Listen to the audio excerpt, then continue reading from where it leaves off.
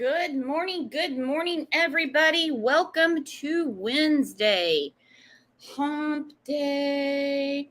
I missed you guys yesterday, big time. But sometimes adulting makes it difficult to hang out. But here we are. So before we get to it, catch me up.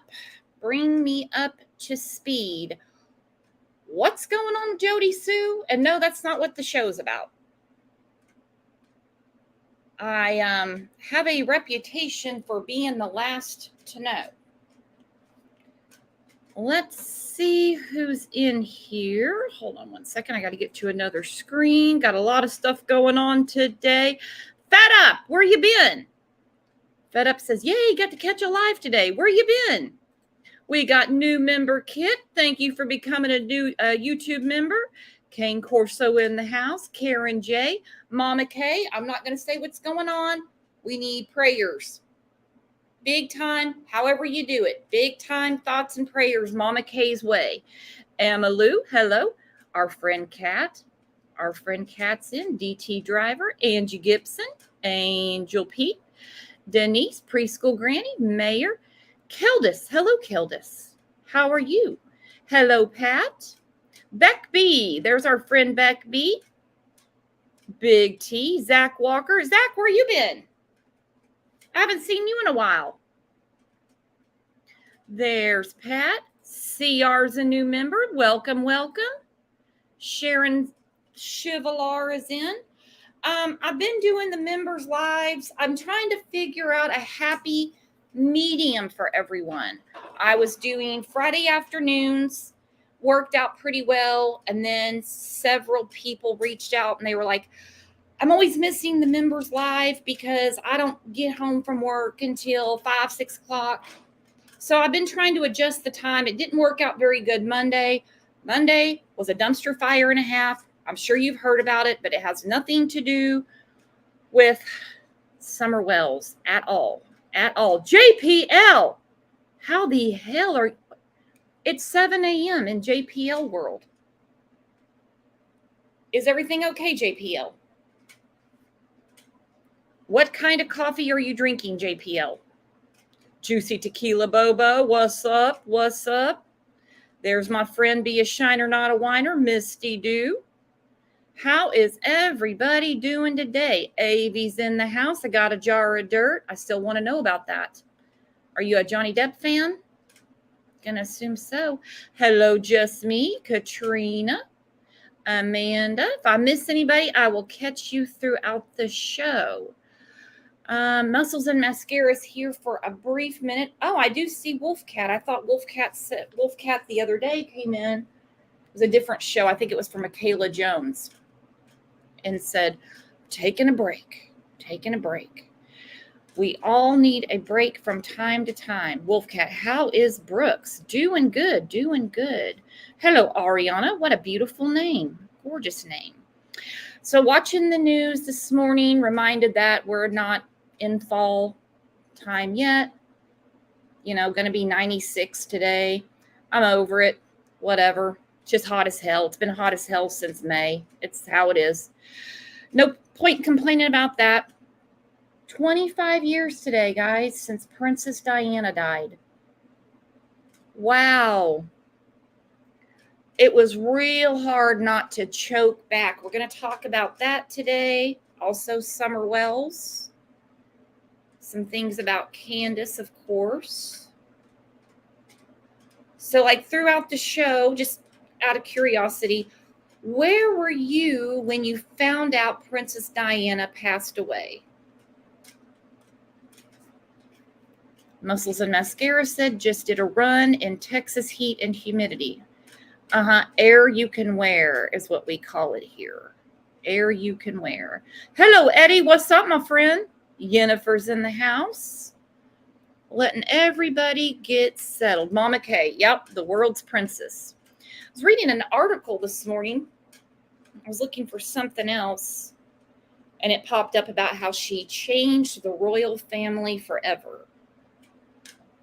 She changed the royal family forever. She certainly did. because everybody was hating on their ass when all that went down with Diana. But I tell you whose ass we certainly don't hate on, and that's our friend Kat. Good morning, Kat. Hey, good afternoon. How are you? Afternoon. I shouldn't have said good morning. I'm just going to quit saying good morning, afternoon, or anything like that, because one day we had like 4 It's only because shows. we're in a different time zone. It is still morning for you, but it's not morning here. Still morning here. Yeah, like I said, probably shouldn't even bring it up, because if I do a show in the afternoon, or like one day there was like 4 shows, like there was like 3 back to back one day Oh, wow. in the afternoon, and I was still telling people good morning. I mean, and it was 6 o'clock at night here. That's when we have JV live on the scene. We had It's JV easily live. done. Hang on. Somebody said JFK Jr. Yep, that hit hard. That hit hard.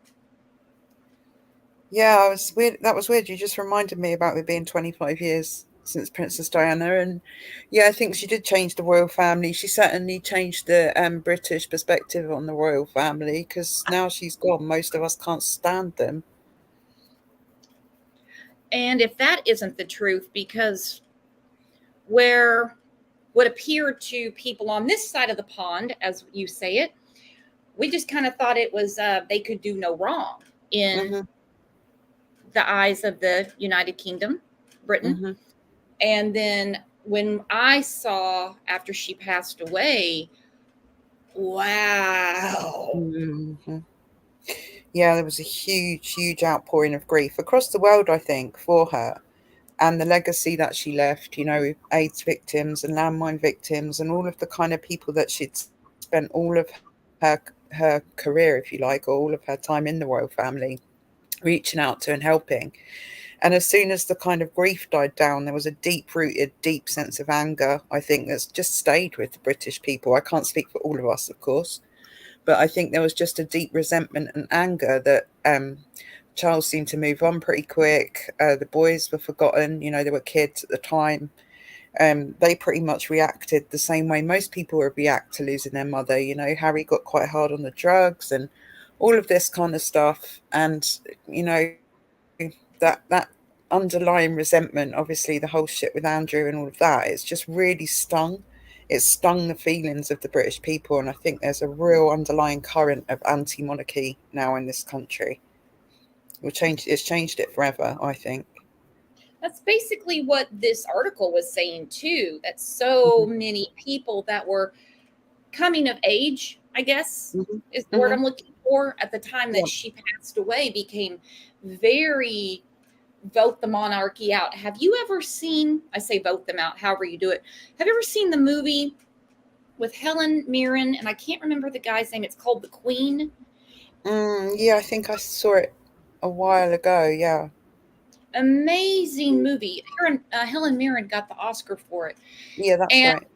the whole premise of the movie is the week of how they were dealing with public relations, or lack thereof, to Diana's death, and how Uh-huh. in denial the Queen and her mother, especially, and Philip were, of how the Mm-hmm. country would react. Right. Incredible movie. Yeah, I think there's a well, obviously a sense of entitlement, because in some respects they are the most entitled people, but realistically, the resentment stems from the fact that the British people, and also British, you know, other places in the world. I'm not going to say colonies because that's an old-fashioned word, but places that still have the Queen as their head of state, if you like, other countries pay their tax money to keep them in the lifestyle to which they've become accustomed. And when you see poverty and you're suffering and struggling around them, it kind of makes you feel like, oh, why are we not helping the people that are homeless living on the streets? Why are we giving all this money to the palaces and the Duchy of Cornwall and all of these kind of people? I mean, no one can stand Camilla. It's very few people that ever want to see her as queen, and yet that is exactly what's going to happen, and we have not a damn say in what happens about that. It's going to happen. We don't have a vote. We don't have the right to overthrow the monarchy. The only way that we could do that would be with a public uprising, and that would just be the worst chaos this country has ever seen. I have a feeling it's not going to be good for you guys when they do a coronation for Charles and Camilla. You might have to come visit your friend Yeah. Brooks for a little Yeah, bit. I think I'm I think I'm getting a visa. I'm coming to live with you. You're going to have to come hang with me for a little bit. Uh-huh, yeah. That sounds great to me. I'm there already. Well, we'll get more to that. Everybody's rolling in and saying like where they were. They're talking about the movie The Queen. Hmm. Man, I missed you guys. It's been a hell of a last 3 weeks. But anyway. So you want to do some comments from the last show? I'm always up for comments. You know that. It's my favorite part. And this wonderful video that our friend Kat made.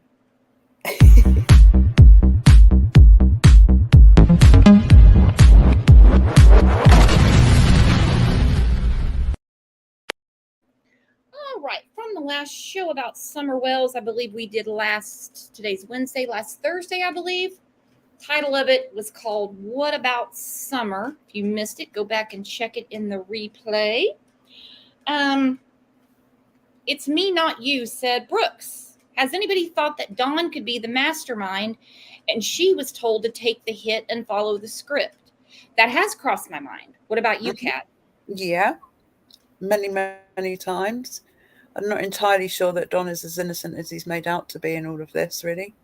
He's made himself out to be as well. Oh, no, not at all. Not at all. I still want to know where the big bastard was all day. I don't believe that he could have honestly been at work all day. Then No. I go back to Candace's. I mean, it's in her blueprint, dude. It's in her DNA. There's no getting around it. Very selfish, self-absorbed, yet needy person that would she take the hit for Dawn for whatever reason. Covering up SA, if it ever happened, I will not wish that upon Summer Wells. There's enough already. That's what I think of. Do you think that we've had a lot of conversations about this the last few weeks. Do you think that Candace would be so self-sacrificing that she would risk life in jail to cover for Dawn or her mother? I don't know, because I don't think that Candace is that intelligent, to be fair. I don't think that she wrote the script, for sure. I don't think that she was in control of any of it. I don't think she did something to Summer and then told the rest of them how this was going to go. If anyone wrote the script, to me, it was Candace, because like Don said, she's the smartest one out of all of them, right? Yeah, he did say that, and I'm going to have to agree. That's probably the only time me and Dawn would have a meeting of minds and agree. Yeah. Okay, Yeah. that's our only come to Jesus moment for me and Dawn that I agree with. She is the smartest out of the three. Right. So everybody in chat, I'm asking you too. I know I've asked it several times. Do you think Candace would risk her own freedom to cover for Dawn? We'll never know. Well, until things shake out. Right.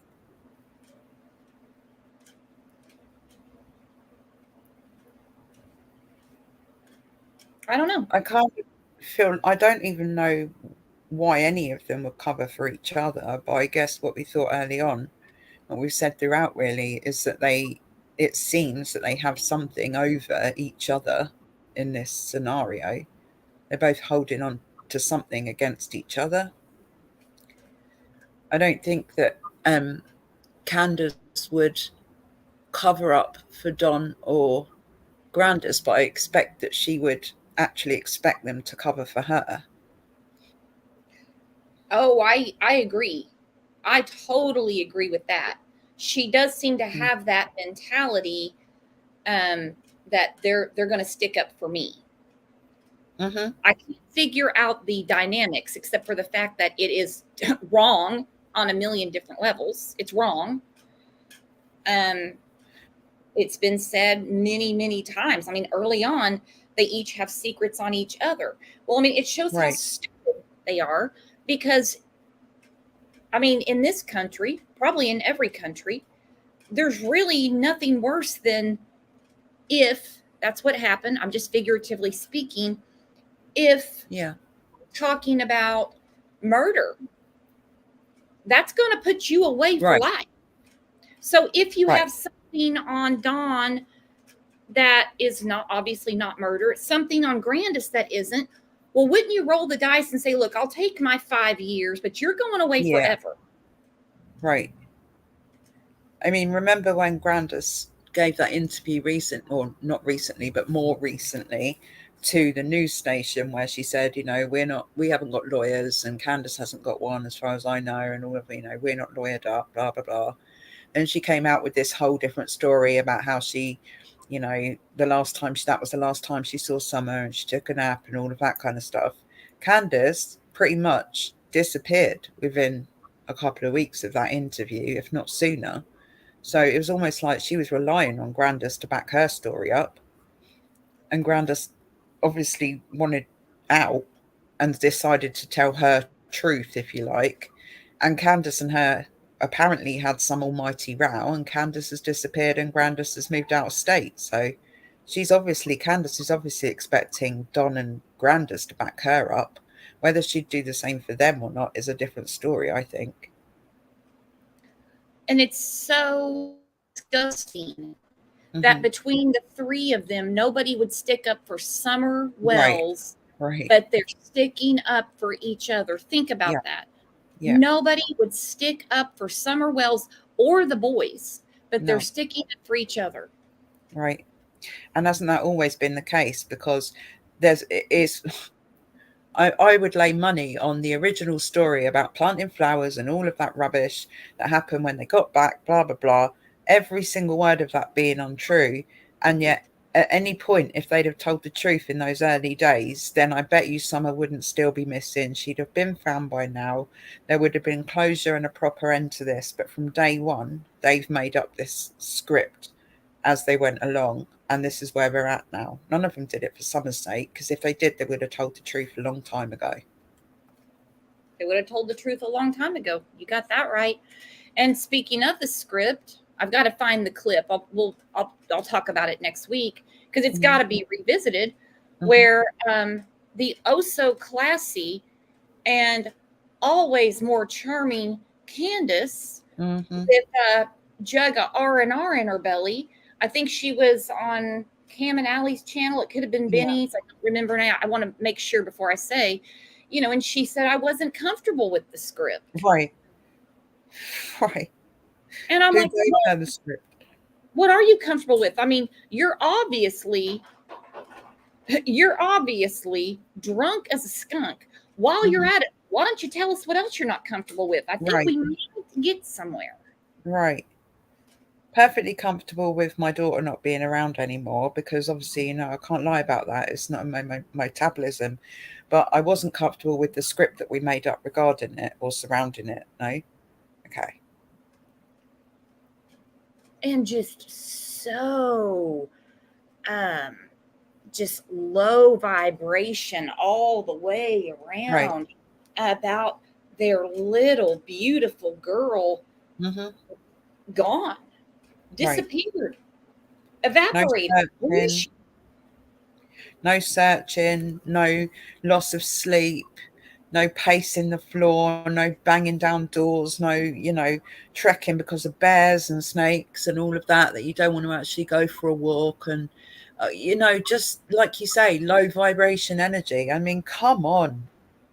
This little girl deserves so much better. And what does she get? She got a grandmother that disappears out of state. She got a father that ends up in jail for a DUI, spent all of his time trying to deflect attention and play the victim.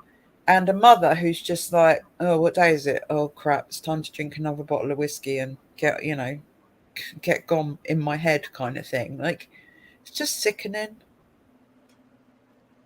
It is. And then you have, as Chris McDonough calls them, by the way, I didn't watch his show the other night. I've seen mixed reviews on it. Nothing against Chris. Something about analyzing that genius Don, his letters. I got to catch that. Anyway, off topic, not really off topic, but as Chris McDonough says, peripheral people.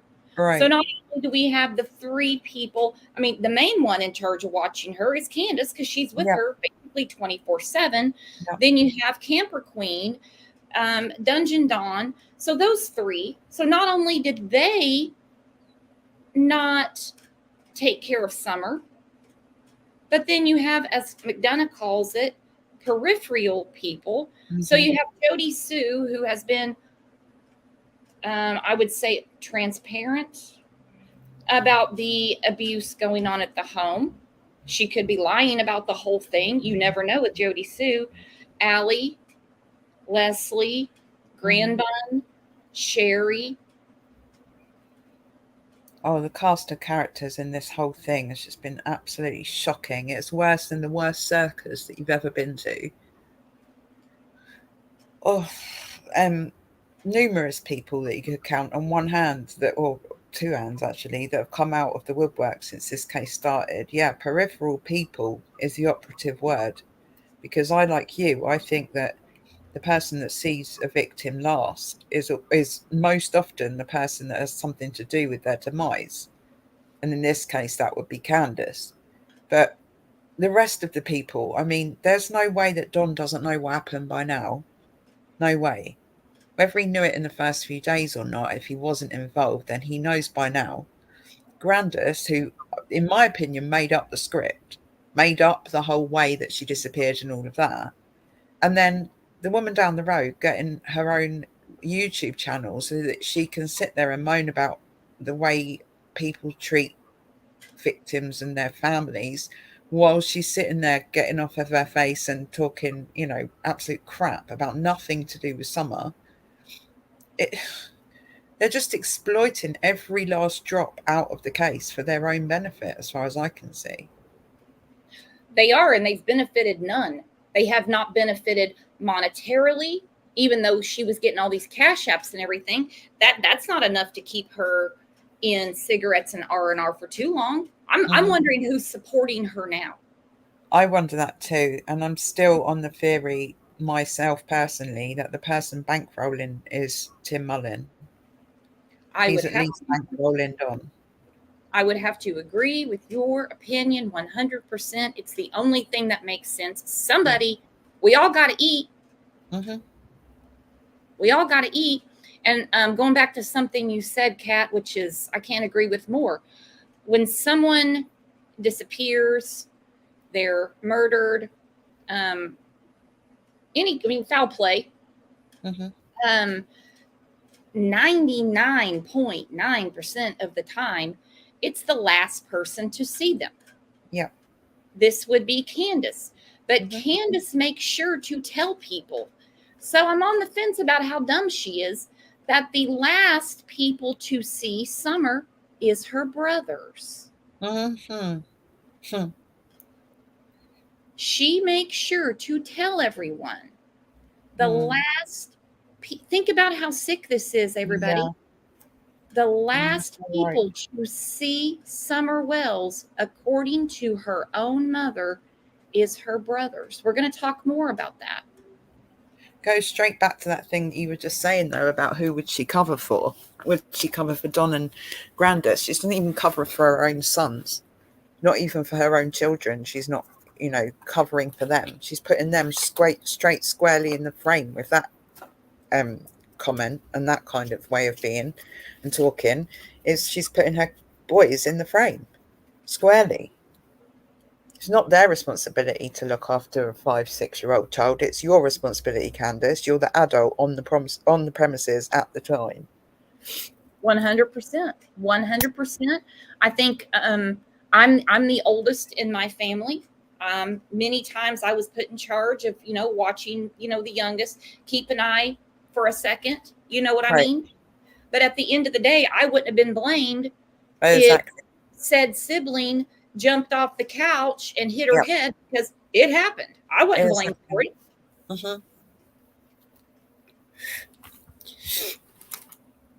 Knowing that those boys don't have a voice either, and that those boys aren't with you or around, can't even speak to defend themselves, you put that blame squarely on their shoulders with that statement. It's disgusting. It's disgusting. Okay, Mom DeForce said, There needs to be a public outcry for more help in this case. Okay, Mm. I agree, but respectfully, because we Mhm. don't ever want to hinder what law enforcement is doing. If they're Mhm. dealing with a bunch of nut jobs, they can't continue an investigation. Okay. Yeah. She says law enforcement can give regular updates without revealing pertinent information. I agree with this too, to an extent. They certainly, and in this case, I definitely agree, because I think that after almost 15 months, can you believe that, Kat? It just blows my mind it's been this long. I mean, today's the last day of August. Oh, man. That blows my mind too. Yeah. It's nearly Christmas. Shh. Let me ask you, Kat, before I get to the rest of this comment, and everyone in chat, what are you more excited about um, ending 2021 as we start closing it out, believe it or not? Dawn getting out of jail or Christmas? It's 2022, but 2022, what did I say? 2021. But I take your point.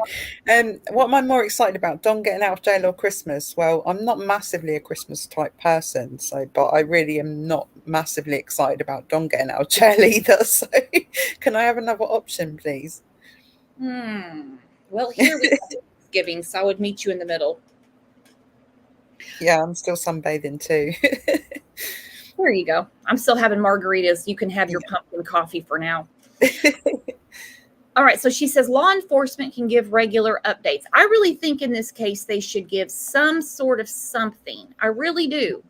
Just because there is such public attention. Now it's gone way away. It's not anything like it used to be, but that's okay. We keep tracking on. What they have told us, I about made myself dizzy one day going through press conferences because and here's a disclaimer, I back the blue. I do. And I believe there's a method to their madness. I truly do. Except the bad ones. I will never defend that. I can't say that enough. I just think in this case, every press conference, with the exception of, June 16, 17, 18, but I'd say up until about, that's about it, has been the same. Mm. There's a very real possibility she wandered off or there could be foul play. Yeah, there's no exact groundbreaking new information, is it? No. But then I guess I can kind of understand it from both sides, because we're kind of people that have been involved in it, in the case on YouTube, if you like, people that watch YouTube channels and people that make YouTube channels have a very heavy investment in the case. So we want updates, we want new information. But because there's been that whole craving and clamour for information and stuff, it's caused a lot of false leads, false tips. It's caused them to come out and say, stop giving us information that you heard on YouTube. So they're kind of overwhelmed with it, and perhaps they're not putting out updates because A, they don't have to, it's their right not to, but B, because it just stimulates way too much conversation that then they have to deal with the fallout from. So maybe that's why they're not updating us. Oh, I couldn't agree more. I just wish that they would say something along the lines of which way they're really leaning. Right. Because if the the thing is, DPI, oh, go ahead, babe. the lack of information since the beginning really has caused the void and the discussion to kind of intensify. So while there's been no information, that void has been filled with conspiracy theories, with discussion around, crazy stuff. And that's not massively helpful either. So it's kind of like, where's the balance in the whole thing? How much do they tell us and don't they tell us before we start kind of speculating on, if they came out and said today, oh, we're really leaning towards foul play, you can imagine the kind of speculation that would be going on straight after. And then they've got to deal with people phoning up saying, well, I've seen someone that, was organ harvesting in this basement and they might have had, do you know what I mean? It just kind of causes a lot more distraction. And we've seen it in many, many cases. Social media is a double-edged sword. Jennifer Coffeebather was on here back in, I think, January. And I think that was one of the topics of discussion. It makes I shouldn't say makes. Um, things are discussed more. Law enforcement is aware that there's a public interest in a case, because let's face it, there's cases that haven't been talked about in 10 years and people still missing. Summer is Right. not the only child that's still missing, Yeah. but there's not a public interest, so they don't feel the need to ever give an update. Yeah. It's never in the media or anything. But then, Yeah. like I said, double-edged sword. Then you have the other side where someone says, you know what, I was just watching this YouTube channel and this person had a great point, that this child in Alaska at a gas station looked a lot like Summer. I think I'm going to call that in. Okay, Right. those are problems. Yep. Those are problems. And I couldn't agree with Spirit Hunter more. If she wandered off, why would they have not found a bit of clothing or anything, especially her? They Yep. haven't even found a hair anywhere, and they No. combed it all. Yeah. No animal activity either, which I know sounds a bit graphic, but there was no notable animal activity in the area afterwards that would have suggested that there was a presence of a body or, anything. I mean, as well, animals don't tend to digest clothing, do they? So that kind of thing would have been found, I believe, if she had wandered off and come to harm in the woods there, or, she was barefoot, according to Candace. She wouldn't have got very far. She couldn't have. She No, couldn't have. Really, she couldn't have. And I right. mean, and kids can get away from you fast, but they're found fast. We Yep. just had a case here yesterday, day before, and a child, wandered off, and they found the child pretty fast. Yeah. It's absolutely insane. But isn't it really interesting, though, that the two options that law enforcement say pretty much now, every time they do release information, is they're still trying to consider whether she may have wandered off or whether she was a victim of foul play. Those seem to be the only two options left on the table right now. They don't seem to be investigating any other options. The abduction option was ruled out by the FBI fairly early on, even though it was the drum that Don and Candace continued to beat. So if we can see all the reasons why it's quite unlikely that she wandered off, then law enforcement can see that too. So my belief is, at the moment especially, is that they know exactly what happened to Summer. They just can't prove it yet, or they don't have enough to satisfy a jury or a prosecution of who did it, if you know what I mean. I think they know what happened. 100%. And my take on the whole abduction theory, and the only people that have the abduction theory are Dawn, Candace, and Grandis. Yeah. They have to say abduction because they don't want any searches near the house. Right. Abduction means she could be anywhere. Yeah. She could be in Maine. She could be in Mexico. Dawn tried that for a while.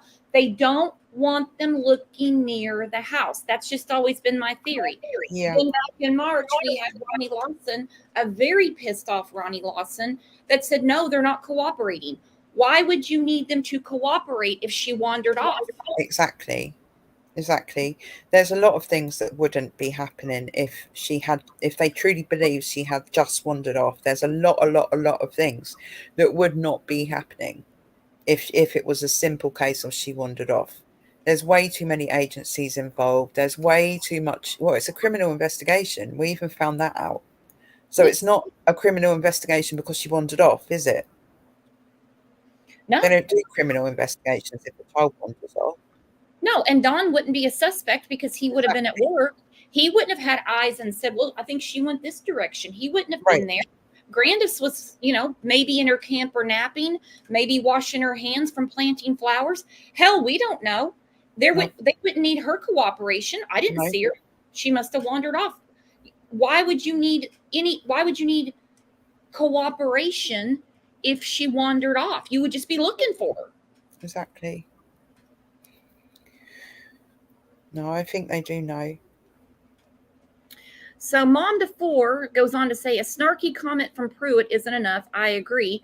She says, in fact, his comment is completely unacceptable and unprofessional. I agree. And she basically goes with what we were talking about in the last couple of shows. he needs more help. He needs more help. He said himself when he spoke to WJHL in, I think it was in March, he's never covered it. He's never done anything like this before. He's never investigated a case of this magnitude before. Well, my face about fell off. I was like, well, do what? Well, this is not trial and error time, buddy. Right. It's not experiment and see what works. Yeah. It actually worries me quite a lot because it is such a small county, if you like in terms of, it's not a city, it's not like a huge police department, it's not got like loads of people that like go missing like this all the time. It is a kind of a bit of a one-off case in that respect, especially in that area. And if he doesn't feel like he's investigated anything of this magnitude before, then sure as shit Hawkins County haven't, sure as shit Ronnie Lawson hasn't. Why are they not bringing in bigger fish, if you know what I mean, so that they got more experience, people with more experience, people with more clout and more kind of, I don't know, that are used to looking and used to these kind of cases. There must be people like that they could bring in to assist them. FBI rings a bell, TBI rings a bell. And I mean, I understand there's an agent working on the case every day. We're going to get to that tweet in a second because our friend Court K's been tweeting again. But I look at the case of Monkey Vaughn. No, there's no resolution yet, but they assigned an FBI agent to be in Fruitland, not to babysit or to make sure they're working or to get coffee or make sure they have their sandwiches at lunch. No, he's there to work side by side with them. They don't have that in Hawkins County. I think it's unacceptable. It's been too long. Me too. And I don't understand why the case is still with Hawkins County as the ones overseeing the case, when the TBI should and must have much better resources and everything else, that they could be taking the lead in the case by now, surely. That's what I'm saying. I mean, and that could be going on behind the scenes. Like they're actually the lead agency is TBI. Maybe, yeah. It could be, and they just haven't told us. I don't know. But Court K, she tweeted the TBI last week. This was on August 24th. At TBI Leslie, is there a task force for Summer Wells or a TBI agent that is assigned to her case to help Hawkins County? Leslie says, there is no task force that I'm aware of. She'd be aware. All right. She'd be aware. Right. But we do have agents working on the case daily. Okay, well, let's try something new. Let's please try something new. I get that there might not be a lot of financial funding available, for example, or, I know some people were saying there was at least one YouTuber saying that when this election's over, Ronnie Lawson, they presume, is going to get re-elected to the sheriff's position because it's pretty much his job. That's his. I thought he got re-elected in May. Was that just like a preliminary and the actual? I have no idea. Oh, I have no idea. I was just listening to this. Someone that was saying it on YouTube. I don't know because I don't live there, do I? But that there will be a new release of funding for this case. But yeah, I don't know where the funding level's at the moment. Well, that would be the sheriff and the mayor's job to get with the state and say, we need more money for this case. Tennessee's a very rich state. Tennessee is a very, very wealthy state. The FBI has a very big budget. Yeah, well, that's what makes me think, why would it not? I mean, like you said, they might be behind the scenes, but why would it not be better to have TBI as the lead agency, given that they have the money, the resources and everything else to put into this? An agent working the case daily doesn't exactly sound like, all guns blazing, let's go find Summer. That kind of sounds like someone sitting behind a desk going, okay, yeah, we've stamped that one, done that one. Yeah, we'll put that one in a pile. It doesn't really sound like they're actually doing anything proactive. To me, anyway. It doesn't to me either. She said there's no task force that I'm aware of. Well, could you have checked around before you tweeted back Court K? Right. I love Court K. She's very proactive. Could you have asked the person in the next cubicle, anybody know about a task force before you tweet back Court K? Well, do you remember when we asked whether it was a criminal investigation or not. And the woman on reception didn't know, did she? She was like, "Oh, I don't know. There's no one in." Members Live, and I called. She was like, "I don't know if it's a criminal investigation." I got Uh-huh. too. Thank you, court case. But she said that we do have agents working on the case daily. Well, what about a task force? Right. She's been missing for almost 15 months. Right. I'm having to count on my fingers now. How long's it been? 15 months. On Yeah. the 15th of August. No, that was 14. That was 14. Sorry. The 25th of 20. Oh, I'm so confused on the date. Yeah, the 15th of August. Was 14 months, so we're coming on 15. Absolute insanity. So this is where court case said, is this a criminal investigation? Because they leave that out of every press conference. Yeah. I understand some people are like, of course it is, but they never say it. If you look at their FAQs on the TBI website, FAQs about Summer Wells, basically anything that you can think of, supposedly they answer on there. But they never say criminal investigation. That's the wording that I've been looking for, because that would tell me that the wandering off has been ruled out. Court K tweeted Leslie, is this a criminal investigation? She says absolutely. Yeah. So it tells me they're leaning more towards foul play, even though they haven't told us verbatim. She says foul play has not been ruled out. Exactly. As a result, the investigation into the circumstances leading to Summer's disappearance remains active and ongoing. That I can say that in my sleep. I've heard it so many times. Yeah. But criminal investigation, you're right. It gets mentioned in every single other case of every press conference I've ever listened to. Even in Kylie Rodney's case, I mean, they may not have said it was a criminal investigation yet, but they have said that the FBI is still involved and the Nevada State Police are involved and all of these agencies are involved that wouldn't be involved if it was an accident. But they've never said it in Summer's case until they were asked about it. I really have a hard time believing if they really thought she just wandered off and they checked all the boxes she had to then Hawkins County themselves, they would be left to their own devices. God help us, they would just be left to their own devices, and it would be they would come across her someday. As crass as that sounds, they wouldn't need all of that. But I don't think there's anything wrong with a task force. Nope, me either. So we always, I shouldn't say pretty much always, when we're talking about Summer Wells, we've done several shows, probably got to revisit it again, where we do, opposite day. If they say this is how it went down, you can guarantee it's a lie. Yeah. But one thing we don't discuss is what Candace mentions, and she's never veered from. There's only a few things that Candace has never veered from. That's that Summer was barefoot. Summer was in the basement. Candace looked under blankets. Candace looked under a mattress, and that the boys were the last to see her. I don't believe the boys were the last to see her.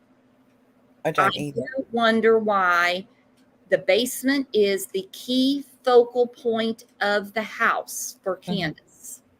I wonder why she's fixated on, I looked through all the blankets, and why when she surmises how it makes her feel, she says, it smothers me. That's what I've always had a problem with that.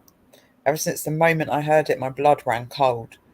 That was one of the most Freudian things I think I've ever heard, especially in this case.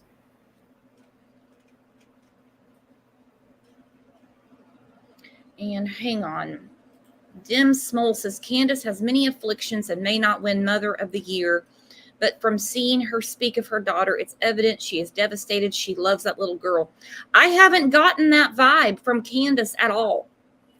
Never once. We can agree to disagree here, and everybody is welcome. I want to hear everybody's opinions, theories, where you think the case lies. We know it's not an abduction because the FBI card unit ruled it out. I've just never gotten the my life is over, I can't go on until I find my daughter Summer Wells vibe from Candace. No, me I've either. never gotten it. I've just never gotten it. I've never got it from Don or from Grandis either. Um, and remember right back at the beginning when Don was outside, like, helicopters are keeping me awake at night, flying over my house, searching for my daughter. When EquuSearch turned up, and he was so determined to like completely shout them out and tear them down for daring to be there to look for his daughter. When Candace is sat there playing Monopoly with Grandis while they're searching for her daughter, none of those did, or none of them, not one of them has, in my opinion, acted like they're desperately, devastated about the loss of their daughter or their granddaughter. It just has never set off any emotion in me how they've been, apart from sheer anger towards them for the way that they've been. But I that's think just my that opinion. was the most appalling to everyone. At least it was me, because my first assumption was, well, I mean, look at the terrain. It's a rural area. Mhm. She wandered off. Yeah, I'm like, she probably wandered off. I compared it, and I very early on to the case of little Vadie in Alabama. She yeah, wandered off. It took them almost 2 days to find her. She was with her yeah, puppy dog. And I said, they're probably going to find her through the weekend. And in the back of my mind, I was like, they're going to find her one way or another throughout the yeah, weekend. Never yeah. dreamed almost 15 months later, Right. last week of August 2022, we would still be talking about poor little Summer Wells and where is she? I never thought that. Well, no, me either. And actually, if to prove to me, I think what it would have taken to prove to me that she truly, madly, deeply loved and cared about her daughter would have been that she told the truth about what happened that day from the beginning, instead of making up what is quite clearly a BS story about planting flowers and walking Summer back to the door. And Summer went into, she said, look after Summer. She went back, fix her mum's knee brace, and 2 minutes later, she was just gone. That doesn't show any regard or respect or care or concern for your missing child, that you would make up a story like that to explain her disappearance. Not to me, it doesn't. And that is my opinion. It's my opinion too. I was very taken aback the afternoon. I did my first show about Summer Wells in the evening of June 16th, 2021. I was Yeah. doing another show that morning, and it was actually Crime Time that messaged me and said, I don't have a good feeling about this Amber Alert in Tennessee. And it was Uh-huh. during the show, I said, an Amber Alert in Tennessee. Amber Alerts Yeah. happen all the time. And I looked at it and Yeah. I thought, and as throughout the afternoon, I started going through things, and I happened to come across a woman named Candace Bly, Uh-huh.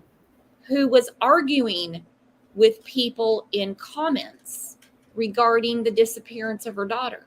Right. She actually argued with me that day. Oh, Uh, wow. yeah. And I mean, I wasn't trying to be argumentative. I mean, I think I asked something as simple as, what did she have on? Because I couldn't get a Uh-huh. straight answer. Right. Then, like, throughout the day and into the next day, we see that she has a shaved head. The Yeah. picture that was going everywhere is not the child No. that we would be on the lookout for. Hmm. Yeah, I had a huge problem with that. Absolutely huge. Why, if your daughter went missing, would you give them the wrong photo?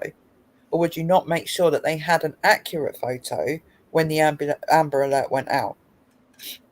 Doesn't make sense why they're still putting that photo around now with the Amber Alert, when it could have been altered to be the most recent photo that they had of Summer at any point. But no, they've still put that photo around. Odd. Really odd. Very odd. Very odd. Very odd. People say, well, Robin did it. Well, Robin did it. Well, then correct it. Say, Exactly. Robin knows what she looks like. Robin took a picture with her on Mother's Day. Exactly. Robin knows what she looks like. Get real. Exactly. Go to the people doing the Amber Alert and say, look, you've been given the wrong photo. It's really important to me that you have a photo of what my daughter actually looks like now, considering that we believe she's been abducted by a stranger and that she's being held somewhere. We need people to know what she looks like right now, not what she looked like months ago, Christmas time. Crazy ass Robin. I'm like, lady, you should have stayed home. You didn't help anything. Right. And Robin backed way away. Flute player, can't find him. Yeah. Dobbs won't have anything to do with it. I can't say that I blame him because he has nothing to do with it. Mm-hmm. Oh, it's just absolutely insane. But as well, I mean, this whole thing about her being barefoot, like you were saying, Candace has never changed that. But what doesn't make sense is if she had wandered off, she wouldn't have got far in bare feet.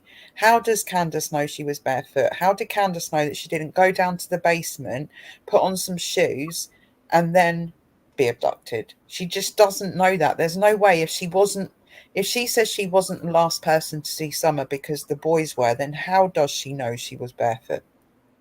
And that's another $1 million question.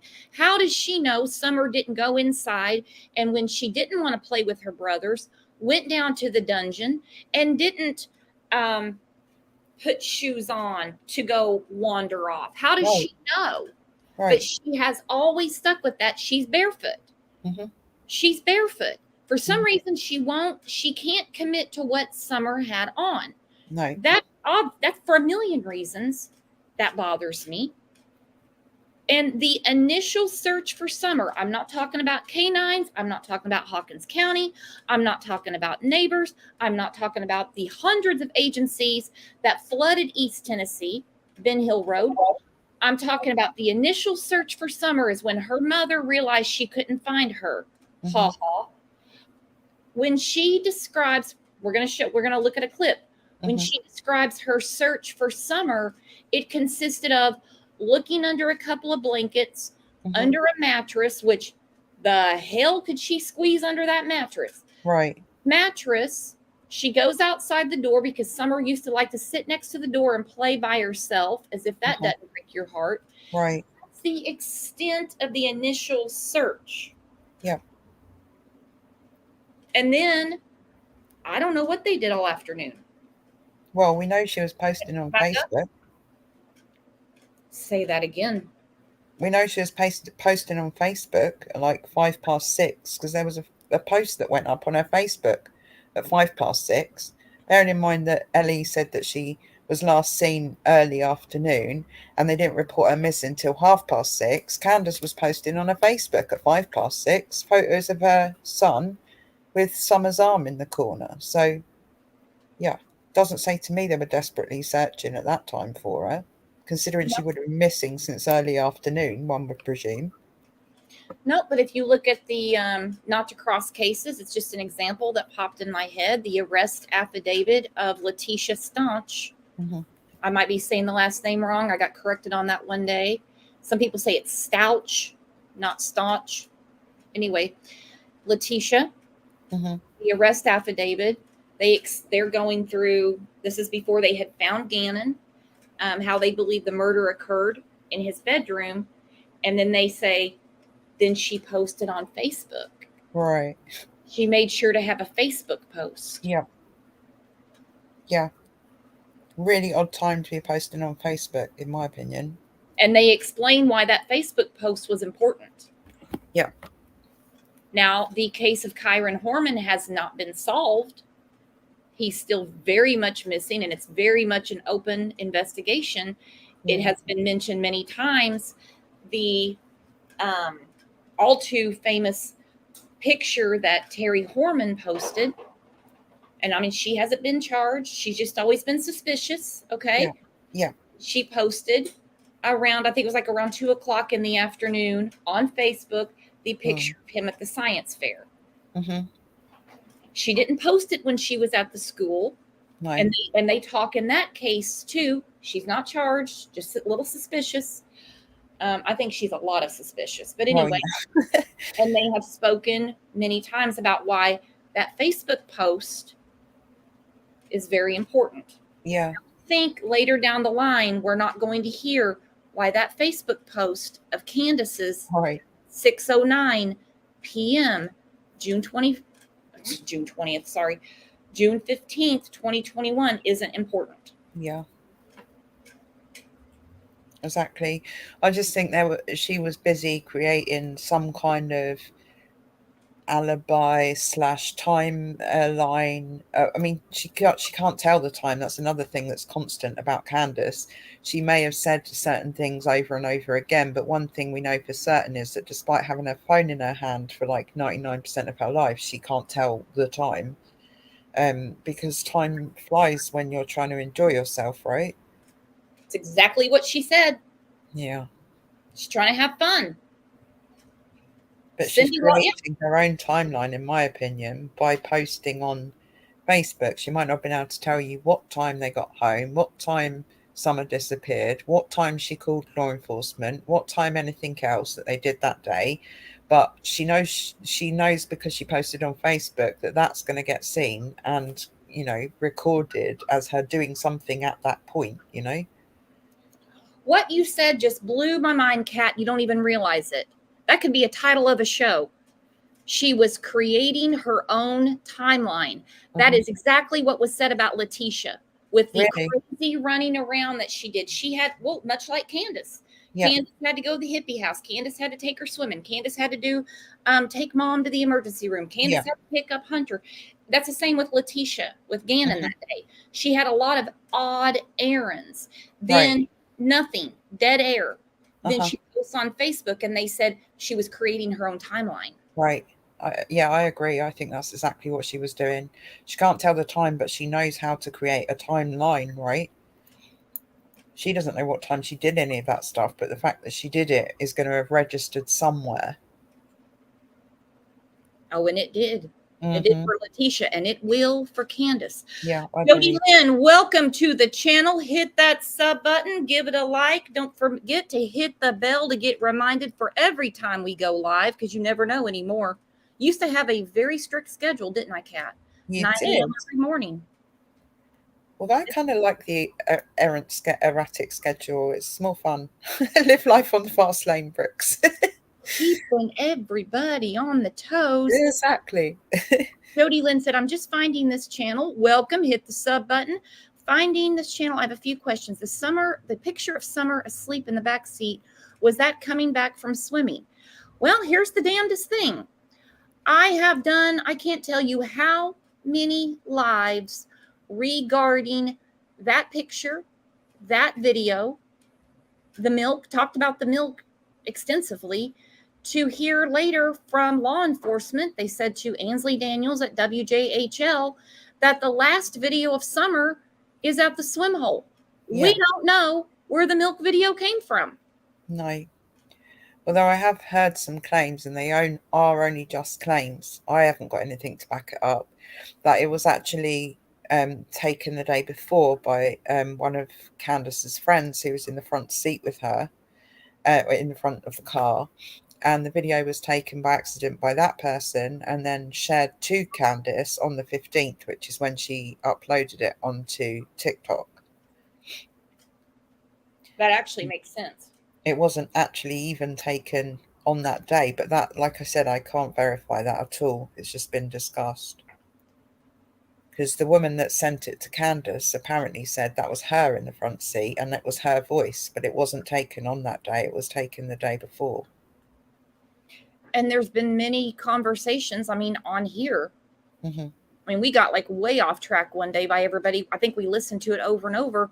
Whose voice is that? To me, Right. it sounds like Grandis. A lot of people are like, no, that doesn't sound like Grandis. Yeah, I'm not sure because I think, in my opinion, it's just a little bit too high pitched. Grandis has got quite a butch voice without wanting to sound rude. Man voice, a bit like Candace, very low in the larynx.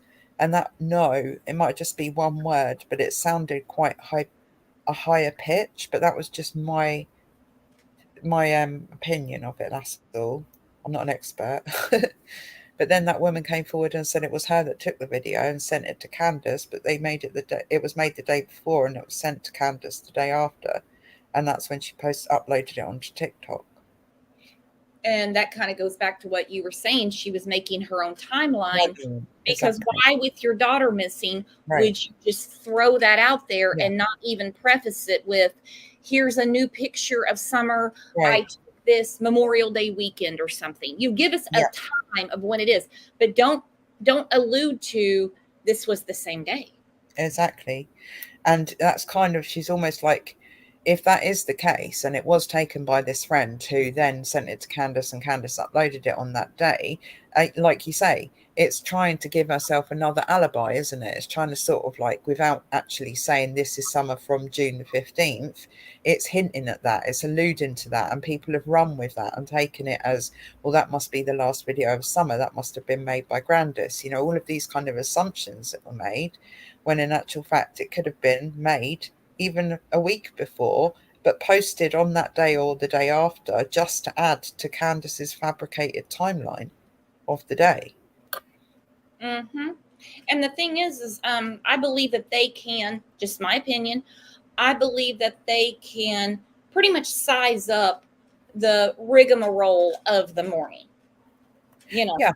Yeah, I agree. But there's a huge time gap between when we drop off Hunter. Yes, I say his name on here. If you guys are new to the channel, if his mother's okay with it, there's no reason why I can't. Yeah. We drop off Hunter. So from there, which he says is 2:30, I think he might be off with that time. Well, that wouldn't surprise me because he can't tell the time either, can he? No. So when we drop him off, you're exactly right. And then the 911 call, which I would love to hear, not the dispatcher. I've heard the dispatcher, but to hear the other end of the call. That's a very long line. Mm-hmm. And the only consistency we have with Candace, and if we know it here, law enforcement knows it. Yeah. Barefoot, blanket, basement, boys, and a mattress. Yeah. That's what we've got from her. Nothing substantial, concrete, or in my opinion, honest. The whole thing, in my opinion, is complete and utter fabrication from Candace, and it was all done to fit a narrative. A narrative which, by the way, Don changed every 5 minutes to suit himself and to make himself look innocent or whatever. Who wrote the script? Good question. Good question, because the script is not just what to say after the fact. The script is the entire day. Yeah, the script is the evidence that you have to hand that you posted before, during, and after, right? The photos on Facebook, the videos that you posted, even so far as the picture of Summer in the coffin, that horrifying, chilling picture that was posted like the day after saying, we miss you so much, we'll never stop looking for you, all of this kind of stuff. It's all, to me, it's all part of creating the narrative as to what happened on that day, before, during, and after. Those are the things that she's relied on to create the script. Absolutely. And I think also a big part of this investigation is not June 15th per se, what led up to June 15th. Why June 15th? Why the chaos of the morning? You've already got enough going on. Why add Hunter to it? All right. The crazy stories between phone calls, weird guys on the property, and then you basically have an afternoon of nothing going on except Summer's disappearance. Yeah, everything happened up till 2:30, and then from 3 o'clock till 6:30, there's this huge gap where you don't know what happened, apart from you went and planted some flowers, and then Summer went down to the basement for 2 minutes. You went back over to help with the knee brace, and Summer was just gone. In 3.5 hours, that's the most you've come up with so far. Then you looked under a blanket, you looked under a mattress, you looked in the basement, you talked to the boys, sent the boys down to the creek, and then that was what you did in the 10 or so minutes after you found out she was missing. Like, what the hell?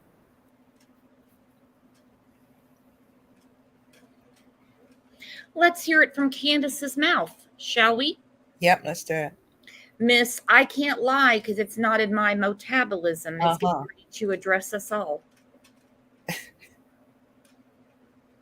Chase, he's always on the case. Okay. Okay. Oh, I see another one over here. She put him in there. She put you're on the cactus. Okay. Don't take those out, okay? No, I leave them right there. I know. Then we went in my mom's way. We can't get in there. Yeah, that's fine. Went in We there. went in there. 2 areas on the property. Not that Chris McDonough was there to investigate per se.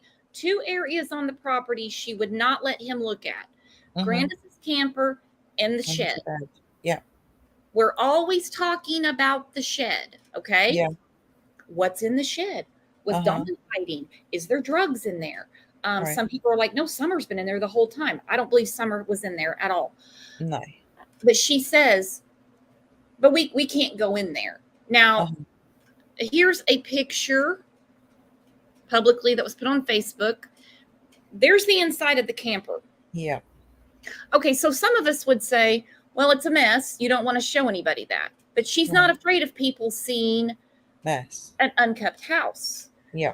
2 places on the property. She brings him to the house. Yeah, come on. That's what she said. Come on. She had some. Yeah, come on. I ain't got nothing to do, type of thing. But 2 places on that property, Candace would not even, she's like, we can't go in there. We can't go in there. I find that odd. Why? Yep. Why are those 2 places off limits? Interestingly, one of those places is your mother's and the other one is your husband's. Forbidden areas, right? And also, people were saying that the camper being moved off the property wasn't important. But obviously it was important. Exactly. Obviously it was important, wasn't it? It was so important that Candace didn't even want Chris McDonough to look at it. Well, it's not. I did a whole show about that. I'm going to talk about that again real quick before I get back to the clip. Yeah. How many people in here, and remember, we agree to disagree, whatever your opinion is, A-okay by me. How many people believe that the camper being moved is important? I think it's very important. Yeah, I think it's important too. Very important. It's so important that she tells Chris McDonough without him even asking. Now, remember that. He didn't ask to go inside. He didn't ask to see inside the camper. Before he could even open his mouth, if he was going to ask, I don't know. She says, but we can't go in there. Yeah, we couldn't possibly do that. Why? Because Candace was in there shaving her legs? Why? Could have been worse. She could have been shaving somewhere else. Yeah. I think Granda's gone to Wisconsin by then, or was she still there at the property at this time? I can't remember. She was not there. I thought about that too. Candace isn't even on the property. Candace didn't pop back up until, like October of 2020. Yeah, it was quite long, wasn't it? The boys were removed in July sometime. And Candace left soon after, because that's how she rolls. Granddaughter missing, 3 boys in state care. Get on with your plans, though, Candace. Don't let us bother you. Yeah. And so she tells him again, Candace isn't even in the state, but we can't go in there. But we can't go in. Yeah, come on. Yeah, there was. I mean, the way that a lot of people saying that Don might have been hiding in the shed during that interview and stuff. It's possible that Don went from when they got onto the property, that Don was there. He went into the camper first before he went into the shed, because he would have been closer to the camper coming out the basement door than he was going from the to the shed. Maybe, I don't know. But there was definitely reasons why she wouldn't allow them in those areas, and it wasn't because of mess, because the whole house was an absolute shit hole. But she also mentions, it might be in this clip, I'm not sure. She explains Summer playing in the floor with her toys, and she made a mess. But I didn't care. I didn't care. Well, that's quite evident. I don't think she even had to say that, did she? Really? No. Yet everything else is stacked to the ceiling. But just remember that's 2 places on that property that she would not let Chris McDonough look at. The camper bothers me the most. We've been fixated on the shed for almost 15 months. The camper bothers me the most because, the camper's gone now. Yeah. And without him asking, she was, but we can't go in there. When people tell you no before you ask, there's a reason. Right. Right. People volunteer information you didn't ask for. There's a reason. Yeah. There is a reason. It's like a kind of Freudian thing. It means it's in their mind to say something before you've even asked them. And before you ask them, they spell it out for you, what's in their mind. So they kind of tell you what's going on in their mind without you asking. No, you can't look in there. But I didn't ask to look in there. But you've obviously thought ahead and thought, crap, he can't look in there. I'm going to have to say something. Like, it's in your mind before it's in their mind.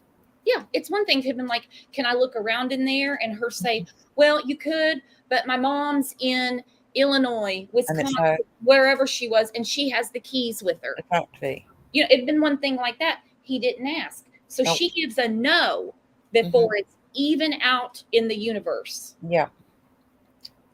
Yeah. Which to me means she had something to hide. I think it's odd. And if it's all locked up, how come the windows and everything are open? I'm looking at the picture right now. I just noticed that too. Yeah. Yeah, the windows are open, which isn't a really great thing considering it wasn't, I don't think it was dry for the whole time that Candace was away. There would have been condensation, mold, moisture, etc. in going in that window. The whole thing inside would have been moldy as hell by the time she got back if they didn't open it and air it and dry it out and close the windows and all of that kind of thing.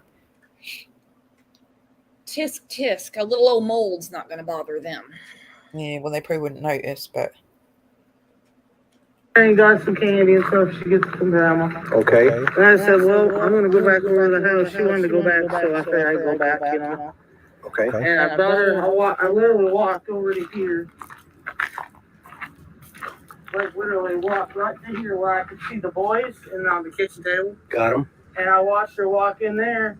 And afterwards, when she was already in there, I walked over and said, "Why?" And he looked at me and I said, "Watch Cynthia, I'll be right back."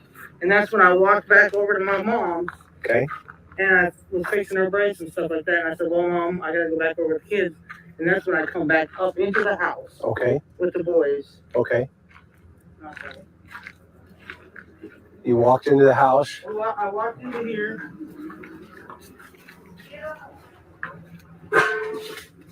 Get up. I walked in here and them three were sitting right here in front with their eyes glued to the TV, like always. And I said, boys, where's your sister at? Well, she just went downstairs, Mom, to play. So I went over here like this. So this is where the stairs are. Okay. It's actually down under there. Oh, down into her Down into bedroom. Our bedroom, and then hers is on the other side. Oh, okay, in the basement. Yeah, in the basement. Well, this makes sense now, see? And then I yelled, I said, Summer. And she didn't, I listened for a minute, I didn't hear nothing. So I went like this, because this is how I always get down here. Yep. I don't know if you want to come down here or not. Do I got to be tiny to get in there? No, Okay, so she tells McDonough, but we can't go in there about the camper. Of course, we've talked about the shed numerous times. She wants him to see the basement. Mm-hmm. Can we go down there? She's already got her ass halfway down the steps. Right. Why does she want him to see the basement? We obviously know she's not proud of her new home decor and models she's done down there. Right. Why does she want him to see it? Because she's got to sell us something. Yeah. Yeah, which in actual fact, she didn't. Well, she didn't in our opinion or in our from our perspective. She may have thought she was selling something. We all kind of recoiled in horror at the reality of what Summer was and her brothers were living with all this time in the house. You know, she calls it a playroom. The hell is it, a playroom? Mm-hmm. She's got like some like Happy Meal toys down there. Like, that's it. It's just, she wants it to confirm her narrative that Summer was taken from the basement. But it sure as shit weren't a fucking playroom, was it? Or all it did to us was open our eyes to reality. It certainly didn't give us any perspective from her point of view of what she believes happened to Summer, or she says is happening to Summer. Well, she sold me something without even knowing it, because when I first saw this clip, I didn't care. I honestly didn't care about junk in the yard, a bunch of dogs. I really didn't care. When I saw the room, and this is according to Candace, abduction point, and then of course we find out more later, that changed. Well, I was already swaying one way. That changed everything for me. And if you remember, up until the McDonough interviews, particularly with Candace, there were many people that were like, don't accuse them just because they don't have any emotions, just because they live that way. You can't pick on poor people. We see this and people are like, oh, damn. Yeah. Oh, damn. Yeah, the reality really hit home after this interview for me as well. No, I hadn't like not blamed them, but I really didn't realise the extent of how bad Summer's life was, really. And like when Chris says, now I understand Summer, I think the whole of YouTube really felt it at that moment, exactly what he was saying and talking about. It was really made crystal clear. And that broke my heart. We're going to see that. Yeah. I mean, that was very hard not to choke up. Can we come in from the other side? Well, we can, but it make more sense if you went this way. Okay, I'll follow you. Oh, man. She's such a gracious hostess. There's Chris. All right. You don't know if the man has a bad back, arthritis. You don't know if there's anything wrong with him. Can we come in through the other side? No, just crawl your ass down here. Yeah. No, in my opinion, that was because Don was in the basement already when they got there, and he needed to make his escape out of the basement so that Chris McDonough could go down there, because that TV's on. Second they go down there, that TV's on, and there's no way there was anyone else in that house watching what's on the TV just before they got there and went in the house. No way. No, the boys are already in foster care. Yeah. The boys are in foster care. Grandis is in Wisconsin, Illinois. We don't know. Nope. Crawl down this way. Like I said, such a Martha Stewart she is. Right. Can I go in this way? Nope. Drag your ass down this way. Come on, follow me. And a big guy. Great, No, I know girl. if my 6-foot husband can fit down here, you can. Huh? My husband's 6 foot. I know if he can fit, you can. This. Oh my gosh. Way to go. This is my husband's room. Okay. And over here, well, it's a mess again. That's all right. But this is where Summer and little Waylon was, because Waylon's only 9. Okay. And they stayed down here. And these are all her toys, all her Paw Patrols, All her movies. She's got a movie about the The Savior. boys I brought back down here after she went missing because I didn't. Okay. He didn't ask about the sleeping arrangements. No. There was no reason to justify, give a child's name or an age. Just remember, when somebody tells you something you didn't ask, it's okay to even say, I didn't ask you that. Right. It's actually And kind of a also- habit I've been in lately. I've been getting it a also- lot in the last couple of weeks. I go, I didn't ask you that, but okay. Right. But she said she moved the boys back downstairs after Summer went missing, but their beds are still upstairs. Because you see the beds when Chris McDonough first goes in, the bunk beds are upstairs. So how does she move the boys downstairs when the beds are upstairs? Chalk that up to yet something else in her metabolism we're never Right. figure out. Exactly. God. You gotta be kidding me. Are you hanging with me, Kat? I know we've done this a few times before. I'm hanging with you all the way, my gal. Why does my blood pressure go up every time I see this? I think it's just the horror of it, to be honest. I think it's understandable. I don't think if your blood pressure doesn't go up when you watch this, I think you're probably just not human. And I don't care about the condition of anyone's house. If you're a good housekeeper, not a good housekeeper, if you cook for an army every night, or if you're like, hey, no, if it doesn't come out of a brown paper bag from a drive-through window, my family's not eating because I don't touch the stove. I don't care. It's just, this is so eerie to me. It is so eerie to me. Right. It's to me as well. It's not about actually how they live even. It's about what those kids saw and witnessed and lived in on a daily basis, you know, way before Summer went missing. This is the environment that they were in. And it really, like, it doesn't really matter how poor you are, if you like. It doesn't matter how much money you've got. There isn't an excuse to keep your kids in a basement in the dark. It's just not okay. You know, one minute you're saying Summer loved to be outside, Summer loved to twirl, Summer loved to play on her swing, and look where she's got to come back to. She didn't want to go down in that basement to play with her toys. Hell no, she didn't. This is some kind of punishment or something. I just can't watch it without getting really, really emotional and angry about it. I've always thought that something was going on. Well, something definitely led up to the 15th, but that she was made to go into that Right. basement that day. Right. It was a punishment. At the very least, you know, why would you willingly, as a 5-year-old child that loves to be outdoors, willingly go, well, I'm just going to go down to that dark dungeon basement and play with my Happy Meal toys, you know? No child would want to go into a dark room No, with blacked out windows no. and sit with a little tub of toys Right, that looked like they were basically given away at a garage sale because they came right, out with a Happy Meal. exactly. No. No. I want them upstairs by themselves anymore. And this is all her toys. These are all her toys. All these toys that are down here are all All hers. these Except toys, for like all What's that? these toys, all these toys, all these hundreds and thousands of toys.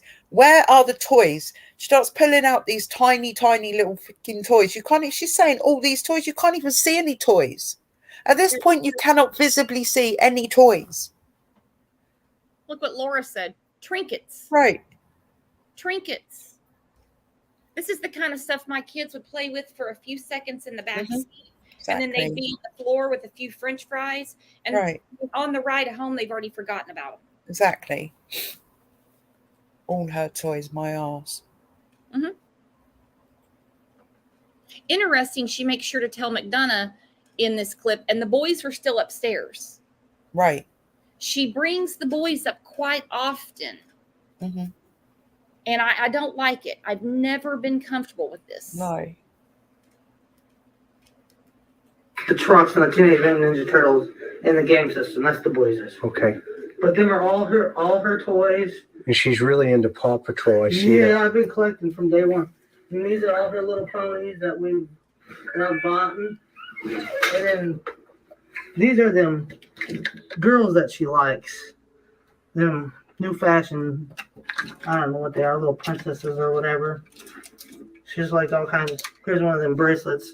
Oh, this is one of them. What do they call these? Oh, this is Little Pony bracelets. Yeah, I don't know what Yeah. they were really called, but she liked them, and so I was just, every time I go to the garage, so I'd buy her what she wanted. Okay. You know, Really? whenever I got a little bit of money, I spend it on the kids. Yeah, this is her. This is. I understand her now Yeah, even better. Thank you. you're welcome. She's such an idiot. Okay, Chris McDonough is probably choking back tears, and you know his Right. wife is. You can hear a difference in his voice when he goes, I understand her now. He goes, Yeah. thank you. She goes, you're welcome. Right. You're welcome. But she didn't smell what he was stepping in at all, did she? You're welcome. It's like, I don't think you got it, Candace. Right. He goes, I understand her now. Thank you. I mean, he's kind of he's getting out what he means. And look at her. You're welcome. You're Yeah. welcome. Piece of shit. Oh God. You're welcome. Yeah. This is really important. But yeah, I come down and I searched. I looked up underneath the beds under there. We can't really get on. Okay, I think this is important because as he is absorbing the room, he's looking around. He just said, this is really important. So he just said, this is really important as he pans around and looks at the room. So without him asking, so when did you come down here, Candace? When did you realize Summer wasn't in the room anymore? What did you do to start looking for her? She cuts right into it. Yeah. Right here. The money I spend it on the kids. Yeah, this is her. I understand her now. Yeah. Even better. Thank you. You're welcome. This is really I'll never get over that. You're welcome. You idiot. Yeah. important. But yeah, I come down and I searched. I looked up underneath the beds under there. We can't really get on. I can't get under there. Yeah. She clearly says, I can't get up under there. But Right. she's explaining the search efforts for Summer Wells. Right. He didn't ask. And you can tell he brushes her off because he knows it's bullshit. Yeah. If he believed that Candace, he's a retired detective, and I'm not fangirling, celebrating Chris McDonough. It is what it is. Yeah. He has a detective's frame of mind. Yeah. He would be very, very interested in this part. He'd be very interested in the search efforts, Yeah. and he blows her off. Right. He blows off earlier in this interview, her saying that she thought one of the tree trimmers could have done it. Right. Then we get to this, which would be extremely important, the search efforts, the initial search to find Summer, and he just kind of goes, okay. Because he knows it's bullshit as well. That's why. But he sits there and tells her, I understand Summer now. He's like, oh, thank you. You're welcome. And then he goes, he's still looking around. She's slugging that off, is she not? And he goes, this is really important. Someone tells me something's important. I'm either going to go, really? Why? Or, okay, let's talk about that. Then she goes into her search effort, to which he doesn't seem to care about. No. Well, because, go on. Play it. Looked up underneath the beds under there. We can't really get on. I can't get under there. Yeah. But I looked under there, looked under every blanket I could possibly look under. Yep. And then I come over here and I look on one side and see nowhere. And I don't recall if this was locked or not. I don't recall that. Okay. But I know it's hard on me. But I know I did come out here and I said, Summer. Because sometimes she'll sit right here and just sit here and play just for, And usually when she comes out and she goes directly that way up to the swing. Oh, okay. So this is like her. Yeah, where she come running out. Yeah, Oh, yeah. You can see the path here. Right to the swing. Right. You can see where she could have run right up to and here. this is all the further she would go. She wouldn't leave. Okay. She wouldn't leave. That's as far as she would go. So what she basically just recreated without telling us was the first search for Summer Wells. Yeah. I looked under every blanket I could find. By the way, guys, I don't think any of this happened. I looked under mattresses, which I can't get under, she says. Well, then what'd you do? I looked outside this door. You can see this path where she runs. That was the search. Yeah. Well, actually, there was two things I picked up on there that I didn't necessarily pick up on the first time. She volunteered the information that she couldn't remember whether the door was locked or not. No one asked her that question. Chris McDonough didn't say, do you remember if this door was locked? And she goes, oh, no, I don't remember if the door was locked or not. She said, I went out this door and I don't remember if this door was locked or not. One question that no one asked her at that point. The other thing is, even if the door wasn't locked, was the door open or closed? Because an abductor who'd waited all day for your child to be alone in that basement, been watching your house all day to make sure that your child was actually alone in that basement, who took your child, would not have stopped to close the door behind them while they're holding your 5-year-old child in their hands. Was the door open or was the door shut? That's what she should have said, what he should have asked and what she should have said and should have known. Not if the door was unlocked or not, whether was the door open or not, because the kidnapper's not going to take your child and then stop and close the door behind them, are they? Absolutely not. And wouldn't the first thing that would stick out to you if you go downstairs to try to find Summer? Right, the door's open. The door's open. You wouldn't bother looking under the mattresses and the blankets if the door was already open. You'd be running straight out the door, thinking, where is she? Would be the first thing you did if the door was open. not the last thing. Exactly, Kat. So she goes downstairs to look for Summer, which I don't believe she went down the stairs. No, I don't believe this happened. But that's what she's telling us, so we got to go through it. She goes downstairs. If the door is adjacent, wouldn't you go directly outside and start looking for Summer immediately? Why the hell would you start looking under blankets and a damn filthy mattress that's sitting straight on the cement floor looking for your daughter? Then she tells Chris McDonough, I couldn't get under there. Show me. I dare you. That's what I've said. Yeah. Show me how you looked. Show me how you lifted the mattress. Show me how you got down on the floor. No, then I went straight outside, and I can't remember if this door was locked or not. Forget whether it was locked or not. Was it open or not? Because if it was open, that would have told you straight away that she was gone outside. And if it was closed, that would have said an abductor did not abduct your daughter. Stop, close the door behind them, and then go off with your daughter. Doesn't happen. It's like burglars. They don't stop to clear up the scene, do they? They don't like break into your house, smash the windows, sweep up the glass, relock the windows, relock. They don't do any of that stuff. If they were abducting your daughter, they would not have stopped to close the door behind them. Nope. And if the phantom abductor did do that, they've got better manners than Candace, who just made McDonough crawl down the damn stairs. Right. I just can't imagine, because remember how Don described the abductor covering Summer's mouth and running down that hill. Summer was kicking and screaming, and it was a muffled scream, and Don described it in detail considering he wasn't there. He neglected the part where the abductor was holding Summer, covering her mouth. She was kicking and screaming, but he stopped and closed the door behind him before he ran down the hill with Summer, yeah?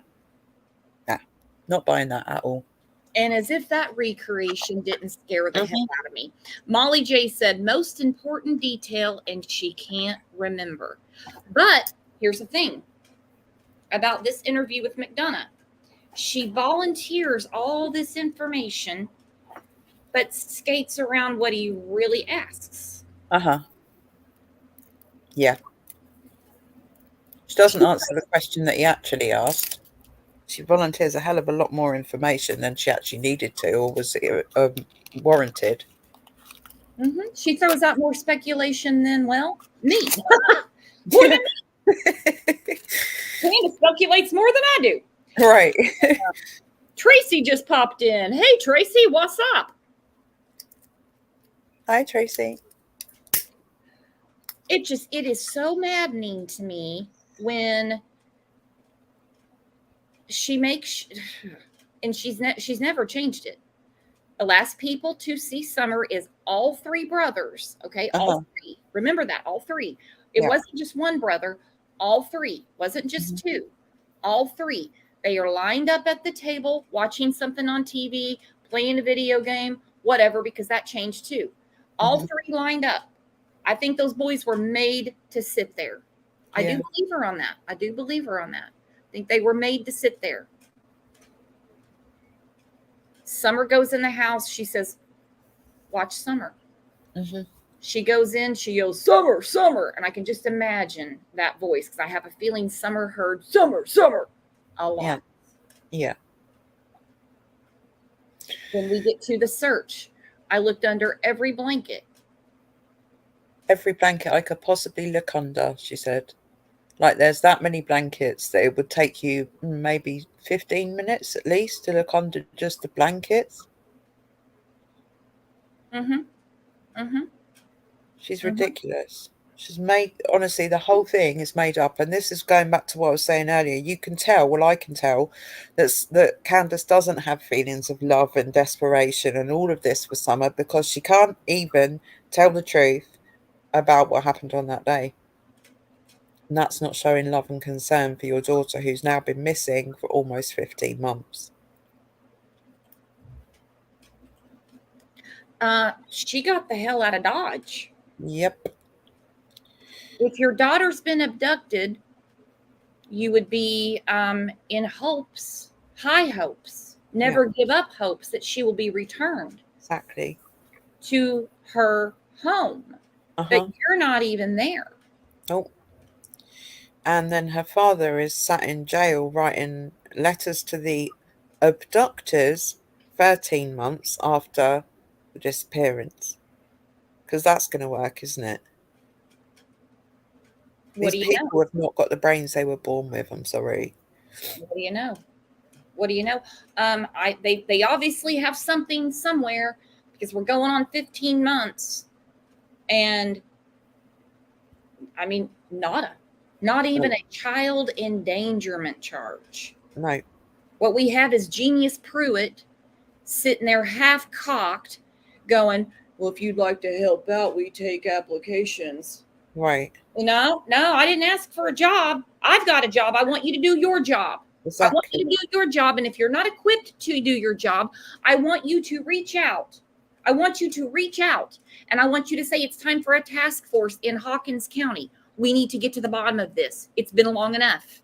Exactly, Brooks. Exactly. That would be a way of actually proving that you are still committed to doing everything you can do. And if you can't do it, get someone who damn well can do it.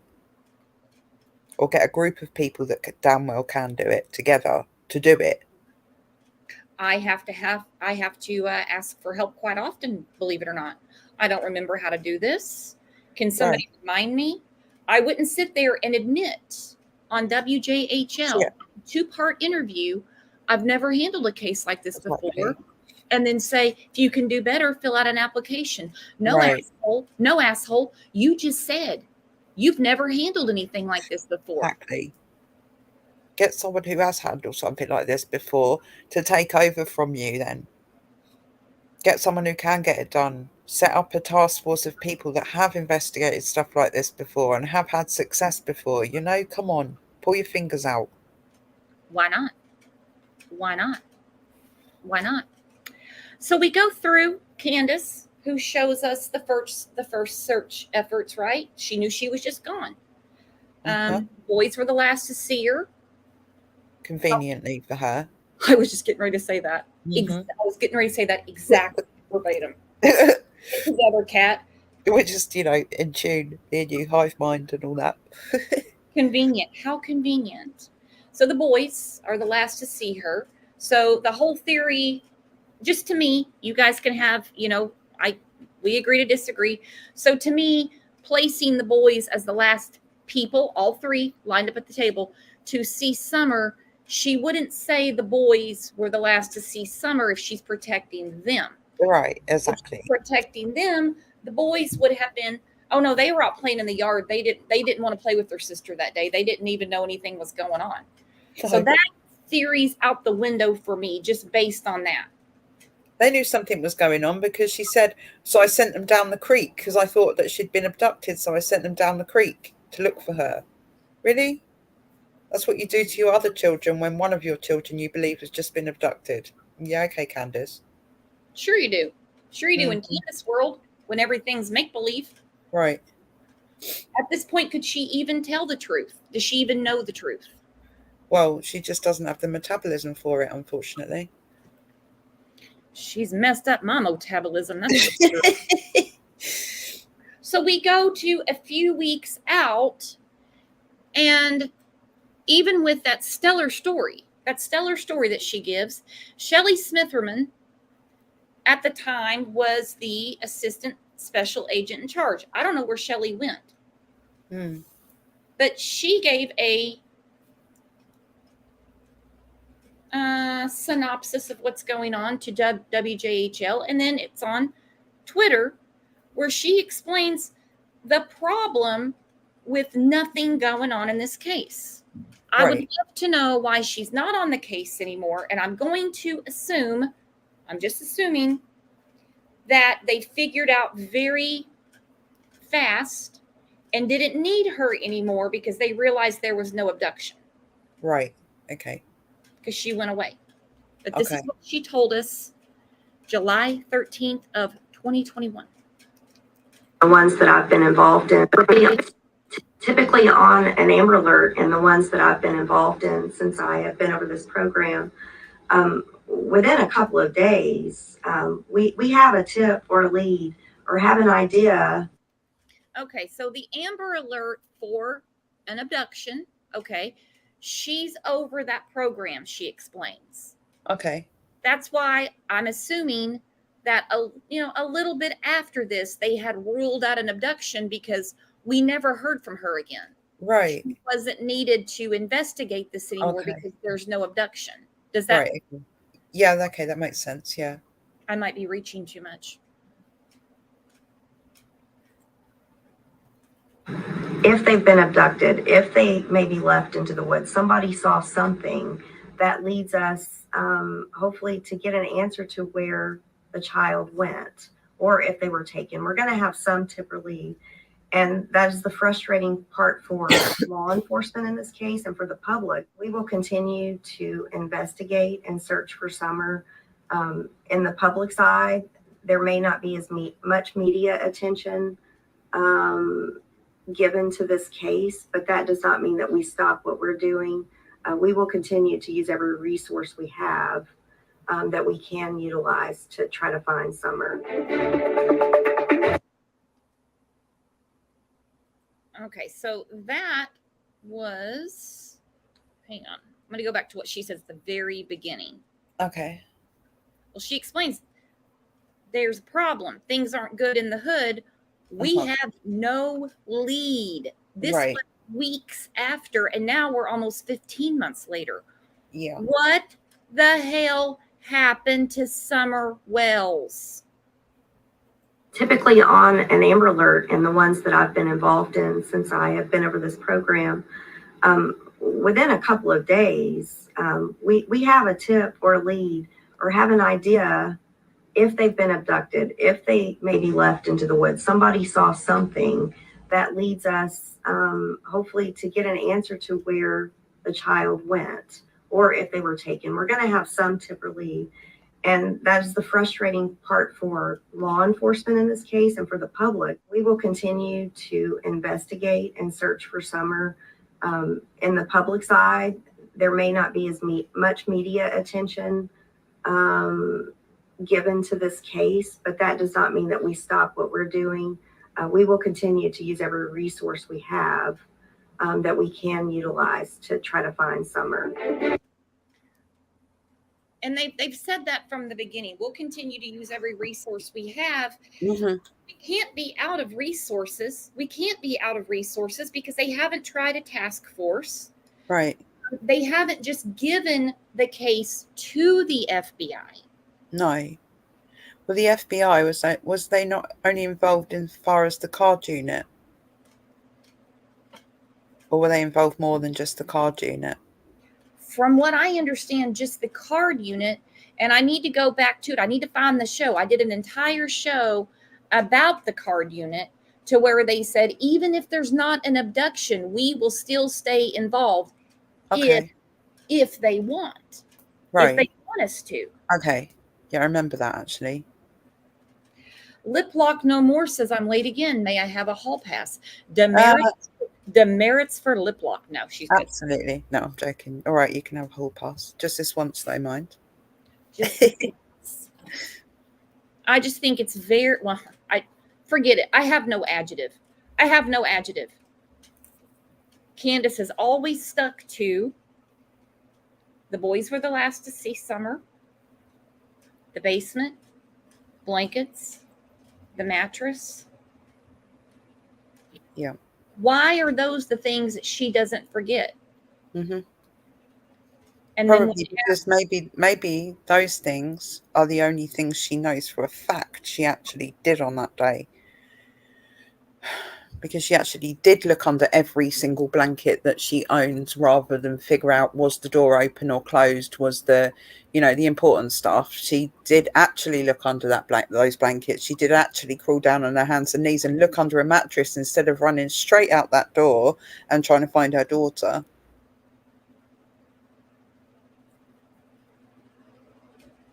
I don't think this search effort was very extensive by Candace that day. I don't think there was any search effort. I do believe when the TBI said to her, we know you left the property twice that day after returning home initially from your very, very busy morning. I do believe she left 2 more times that day. I do. I believe once, just my opinion, was to hide Summer. Mhm. And I believe a second time was to pretend like she was looking for her. Right. And to provide herself with an alibi with the neighbour who apparently saw her at that point going to look for her daughter. And also probably to put some tracking on the phone, GPS, for the metadata that will eventually come out that they already have a hold of. And how do you pronounce this YouTube name? Ilyanka? Get me hooked on phonics. How do I pronounce this? I'm very bad at mispronouncing things, by the way. For those of you that are new here, by the way, thank you and welcome. You'll get used to it. It Smothers Me correlates with mattresses and blankets. Everyone's been fixated on that pillow that Summer was supposedly sitting on. Yeah. When asked about it at the swim hole, Candace does a double take and doesn't really answer. It's like she doesn't really know how to answer, or she's like, I missed that part of Hunter's interview. What are they talking about? It's like it doesn't exist, just like Hunter with the milk. Then we find out later, what milk? The video wasn't even taken that day. Yeah. They can't even answer something like, I don't know what you're talking about. But she brings up mattresses, blanket, basement, and boys. And has never veered from that. No. Yeah, that's what I was saying. I think those things actually play a part in what she actually did do that day, and that's why she sticks with them, because they're the truths that she has. How she used the mattress, the blankets, the boys, and the barefoot is another matter, but those are probably the most truths that she has from that day. It probably tells us the story without the flowers and all of that malarkey. That is actually probably more relevant to what happened to Summer, the mattress, the boys, the blankets, and the barefoot thing, than anything else she's ever said, in my opinion. That's where the truth is. When we get the truth, and we will someday, it's going to shock the hell out of us. Because everything we've been talking about up till now will eventually, it's not going to make sense to us, as in, we get it, we do the same thing. It's going to add up, and it's going to be maddening. It's going to be maddening. Also, what's maddening is that Princess Diana, 25 years today, my friend. We talked about it at the beginning of the show. I have a clip to send us on our way for the day. Go for it. Wow.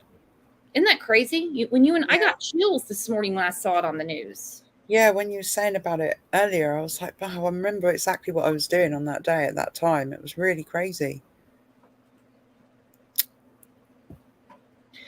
Me too. I had heard on the news that my parents had come to visit for the weekend. And I had heard on the news that she had a car wreck. And I was like, oh. Of course, they didn't really say, how bad it was or anything. And then throughout the night, or it might have been I'm an early riser anyway, so it would be throughout the night, she had passed away. And I just thought, how could the driver of the car or anything, you've got Princess Diana, have a car wreck? Of course, we found out later more about it. Yeah. I was staying at a friend's house, and their parents were quite keen royalists, and they woke us up in the morning. We were sleeping. Their mum woke us up to tell us that had happened. We spent the whole of the rest of the day just staring at the news, like, couldn't believe it. It was almost kind of the same. Well, in fact, it was kind of a similar thing to the September the 11th thing, where we just literally sat staring at the footage all day on the news. It was just mind-blowing. And just, you were like, this is, it was just too surreal. But it's been 25 years, a quarter of a century. Wow. Hugs to say hello, to congratulate, and at times to comfort. Prince William, Prince Harry, and their wives aren't afraid to open their arms and to bare their souls. It's what Princess Diana would have done. The people's princess, a royal with a common touch. There isn't a day during the past 2.5 decades where I haven't thought about the mark she left, not only on me and my brother, but on all of our lives.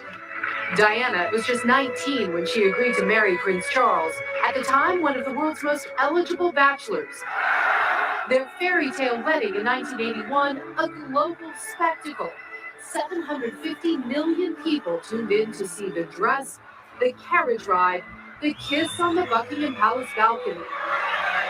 But away from all the pomp and pageantry, Diana yearned for a normal life, especially for her sons.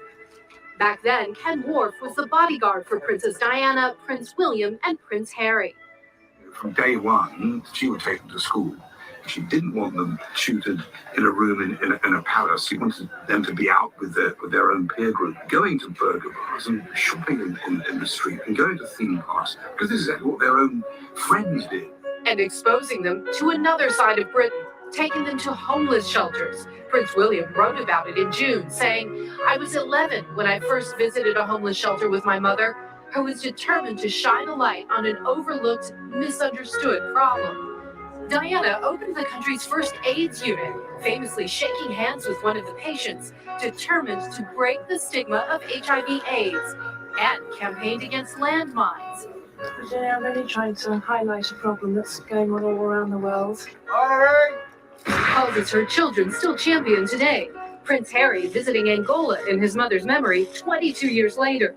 And teaming up with a former rugby star earlier this year, encouraging people to get tested for HIV. What my mum started all those years ago was creating empathy and understanding. Diana was just 36 when she died, tragically killed in a Paris car crash.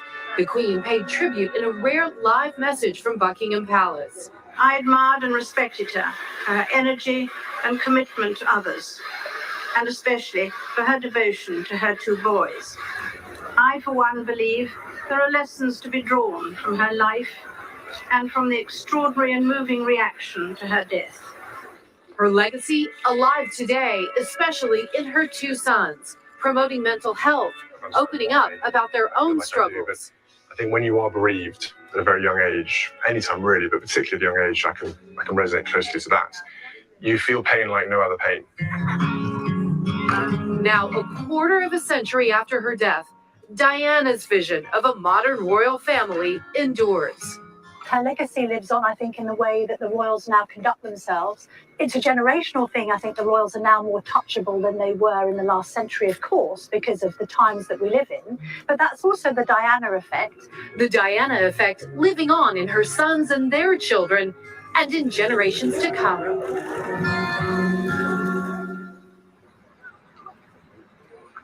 And there will be no official public commemorations on the anniversary tomorrow, but already royal fans are placing huge posters of Diana, pictures of her on the gates here at Kensington Palace, and fans are coming to see her statue as well, that statue that was unveiled by her sons a year ago this summer. Guys.